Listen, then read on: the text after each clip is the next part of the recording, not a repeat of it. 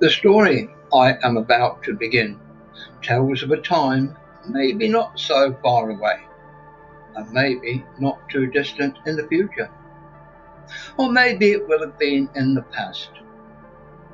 It begins in a godforsaken place where those who have little to live for go to pass the time until they die.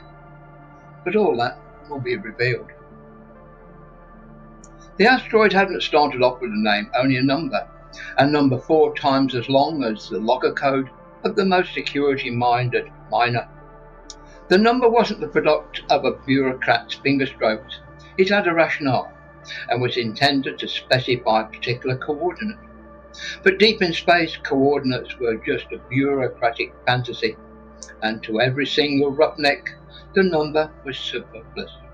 All they needed to know was that they were on Culver City. Once, decades before, a young geologist named Hiram Benedict had come across it. It had been a pristine planetoid composed of enough frozen water to make it habitable, and enough nickel, titanium, gold and other minerals to make it worth inhabiting.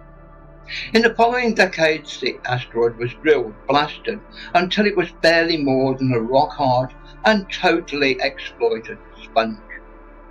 Most others would have moved on, but Hiram didn't abandon it. He learned, as others had before, that there was more money to be earned by selling a shovel than by swinging one. Instead, using the wealth he had amassed, he filled the tunnels and voids, greatly expanding what had been a temporary mining facility into a permanent one. What was once rough bunkhouses became suitable living quarters that almost warranted the name.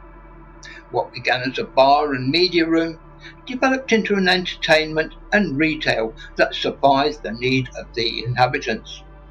A medical hut into a hospital. But it was the casinos and every other den of vice and inequity from throughout the system that created Culver City. In the depths of space there was no law, and it attracted the kind of people who liked no rules from across the system. As his kingdom grew, Hiram didn't totally give up on mining or prospecting. He sought out likely asteroids, then had his space tow to collect and moor them to Culver City, leaving a trail of scoured out rocks in its wake. There were more, plenty more. Once secured, his miners set to work exploiting whatever they could, firstly in minerals and then from the roughneck's wages.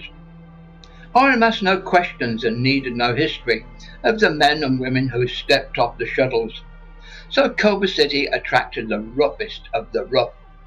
Anyone who was prepared to work would be fed, accommodated and paid very well. Those that found it too hard soon left, one way or another.